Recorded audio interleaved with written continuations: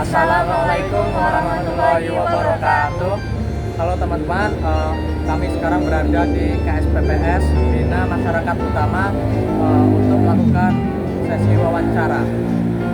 Saya Panji Asmoro dengan NPM 2351011005. Saya Ria Marsanda Meherisa, NPM 2351011009. Saya Farisasi dengan NPM 2311011138. Dan tanpa berlama-lama, mari kita melakukan wawancara di dalam.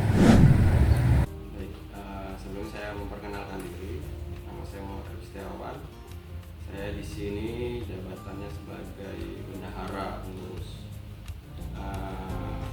KSPPS, yaitu Tanggil Muhammadiyah Bina Masyarakat Utama. Ini adalah salah satu amal usaha Muhammadiyah. Memang badan hukumnya bentuknya koperasi premier.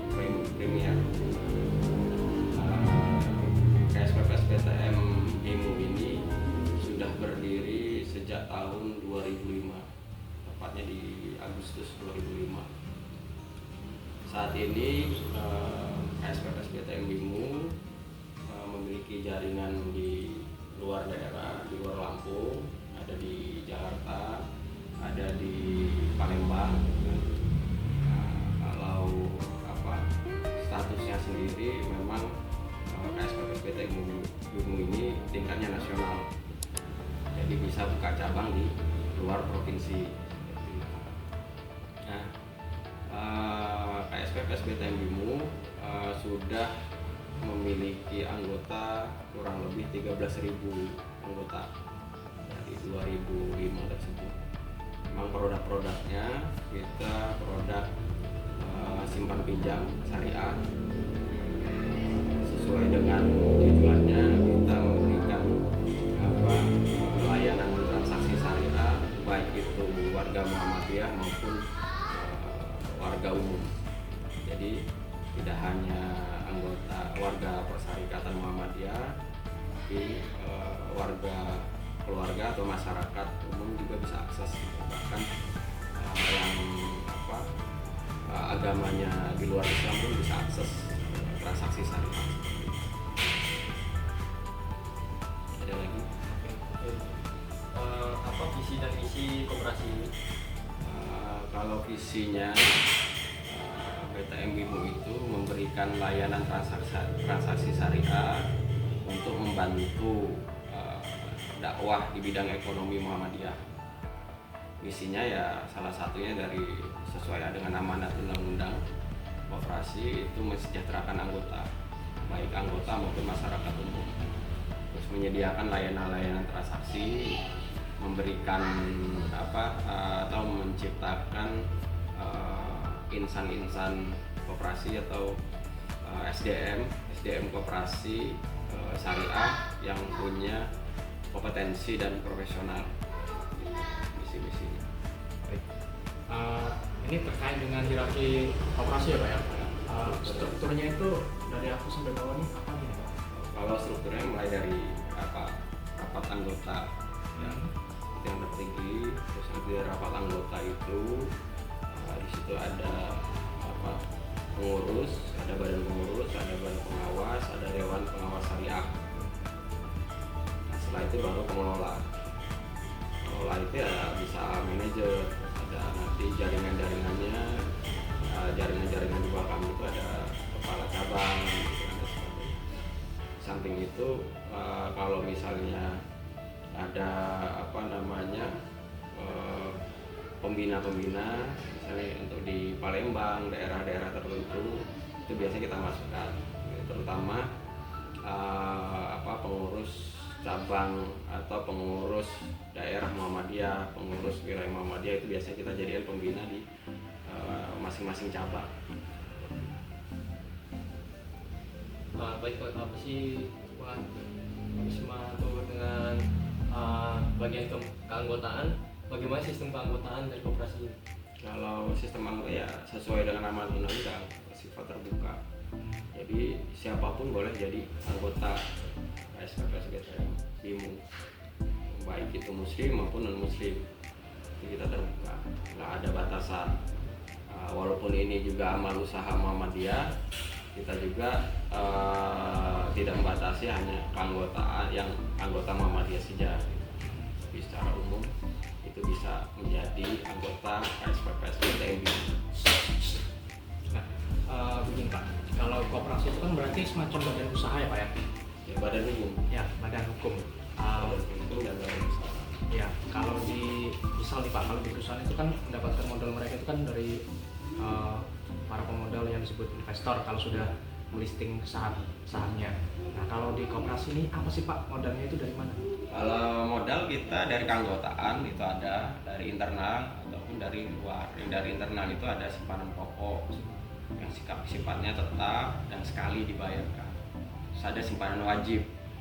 Simpanan wajib ini yang bisa besar nggak sama antara orang per orang. Bedanya dengan simpanan pokok. Simpanan pokok tadi semuanya sama dan sekali diberikan. Kalau simpanan wajib bisa berbeda nominalnya dan sebagainya, jumlahnya besarannya bisa di up lagi, bisa ditambah gitu kan, sesuai dengan keinginan anggotanya masing-masing gitu. Terus ada struktur modal lagi, hibah, itu bisa menerima hibah, itu yang dari internal, sama dengan sisa hasil usaha, itu komponen modalnya yang didapatkan oleh koperasi. Makanya semakin banyak anggota yang mendaftar, yang menyetor simpanan pokok, simpanan wajib, atau memberikan hibah, atau usahanya untung, jadi kayak SHU-nya lebih banyak, itu bisa menambah modal. Kalau dari luar, itu biasanya kita mengajukan pembiayaan, bisa lembaga keuangan, bukan bank, atau lembaga-lembaga lain yang memang bisa boleh menanamkan modalnya ke penyertaan modal ke koperasi. Obligasi pun sebenarnya diperbolehkan ya, tapi jarang ada koperasi yang mengeluarkan obligasi. Baik, bagaimana koperasi ini caranya untuk memasarkan itu produk dan jasa mereka? Kita punya tim marketing, kita punya tim pemasaran ya pastinya. Yang pasti jaringan Muhammadiyah di seluruh Indonesia itu ya sudah jadi captive market. Nah, memang kita nggak fokus ke anggota Muhammadiyah, tapi Muhammadiyah kan punya amal usaha yang lain, pendidikan mulai dari TK sampai dengan perguruan tinggi, ada rumah sakit, itu jadi potensi juga bagi SPPS BTM untuk bisa mengambil pasarnya. Nah, ngomong-ngomong soal memasarkan produk nih Pak, apa sih produk dan jasa utama dari koperasi ini yang ditawarkan ke publik gitu? Kalau sesuai dengan badan hukumnya, dengan jenis koperasinya simpan pinjam, dengan pinjam syariah, kita hanya menawarkan simpanan atau pembiayaan syariah. Ya, jadi kita menawarkan simpanan kepada anggota untuk menyimpan di BTM BIMU, lalu kita memberikan pembiayaan kepada anggota-anggota yang membutuhkan, khusus anggota yang sudah terdaftar ya.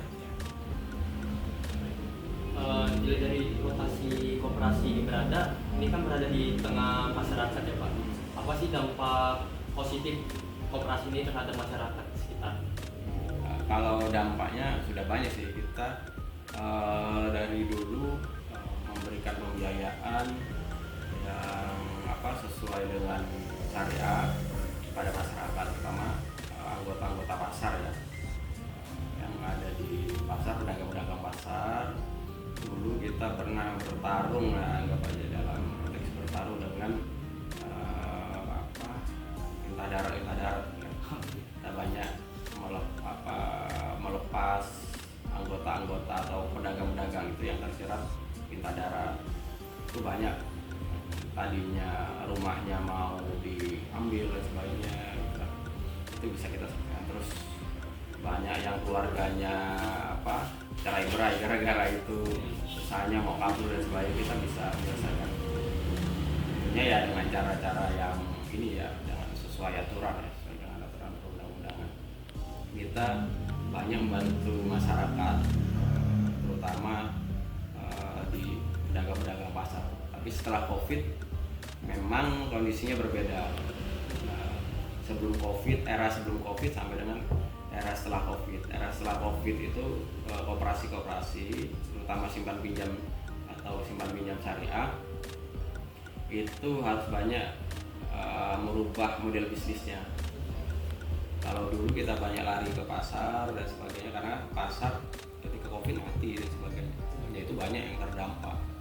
Ya nggak cuma koperasi ya, perusahaan-perusahaan aja atau sekelas BPR gitu. Bank umum juga banyak yang terdampak, ya, apalagi yang koperasi. Makanya pasca COVID model bisnisnya koperasi simpan pinjam itu harus berubah. Dengan apa kalau sekarang kita mengarah ke UMKM yang ada kontrak dengan off taker, jadi terjamin lah pembayarannya.